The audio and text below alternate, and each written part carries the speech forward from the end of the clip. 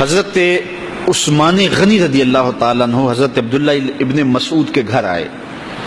یہ اس وقت آئے جب حضرت عبداللہ ابن مسعود سخت بیمار تھے اور موت و حیات کی کشمکش میں تھے.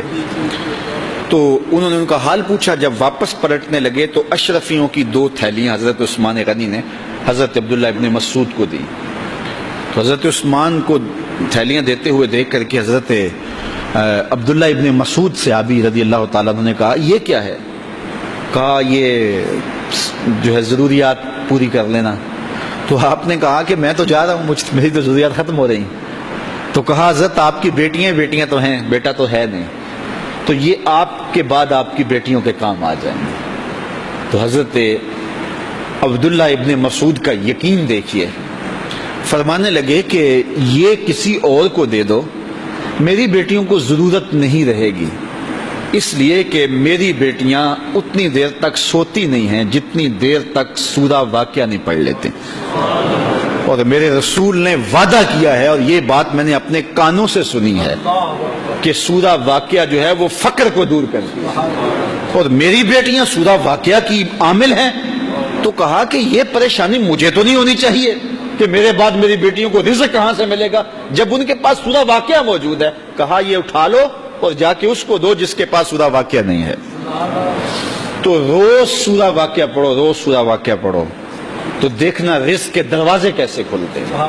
میں جب بھی گیا ہوں اور اب بھی, کیونکہ میرے تو اتنے اخراجات نہیں, سادہ سی زندگی ہے, لیکن جامعہ کے حوالے سے ایک مسئلہ ہے, تو جب کبھی ایسا ہوتا ہے تو میں بچوں کو بٹھا کہتا ہوں سورہ واقعہ پڑھو, اور خود سورہ واقعہ پھر معمول بنا لیتا ہوں, تو پھر اللہ ایسی جانب سے رزق دے دیتا ہے کہ پتہ بھی نہیں ہوتا. تو سورہ واقعہ معمول رکھو. آخری بات, اور وہ حضرت سہل بن سعد الساعدی رضی اللہ تعالی عنہ کی مرویات سے ہے. شکا رجل الی رسول اللہ دیک المعیشۃ والفقر. ایک شخص حضور کی خدمت میں حاضر ہوا, کہا حضور تنگ دست بڑا ہوں, کثیر العیال ہوں, بچے زیادہ ہیں, ذرائع آمدنی تھوڑے ہیں, میرے لیے کوئی نسخہ ارشاد فرمائیے. تو آقا کریم نے اس کو کیا نسخہ دیا؟ یہ سب سے آسان نسخہ, اذا دخلت الدار فسلم علیہ. جب گھر جائے تو گھر والوں کو السلام علیکم کہا کرو, جو ہی گھر میں داخل ہو السلام علیکم, اور اس کے بعد ایک مرتبہ سورہ اخلاص پڑھ دیا کرو, قل هو اللہ احد. یہ عمل شروع کر دو. تو کہا یہ بالکل آسان وظیفہ ہے, گھر جاؤ السلام علیکم اور اس کے بعد ایک مرتبہ سورہ اخلاص.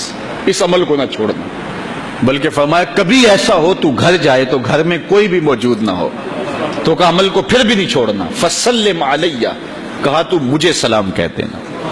وہ اپنے نام لیواؤں کو تنہا چھوڑتے کب ہیں, جہاں ہم دم نہ ہو کوئی وہاں سرکار ہوتے.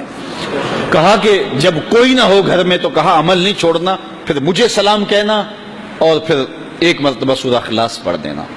وہ صحابی کہتے ہیں میں نے عمل شروع کر دیا, گھر جاتا السلام علیکم, گھر والے بھی خوش, اور اس کے بعد سورہ اخلاص بیٹھنے سے پہلے پڑھ لیتا.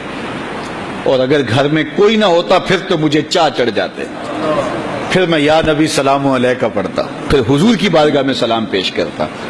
اور ملکاری نے اس پہ گفتگو کی ہے مرقات شرح مشکات کے اندر کہ آخر حضور کو سلام کیوں کہنا.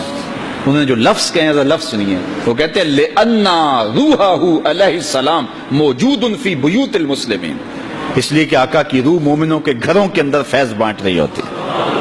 تو کہا پھر مجھے سلام کہہ دینا. وہ کہتے ہیں میں جاتا اور حضور کو سلام کہہ دیتا اور اس کے بعد سورہ اخلاص پڑھ دیتا.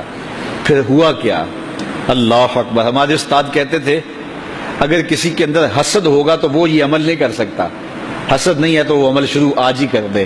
وہ کہتے ہیں حتی افاد اللہ جیرانہ, اس عمل کی برکت سے میں نے تو امیر ہونا ہی ہونا تھا, میرے ہمسائے بھی امیر ہو گئے.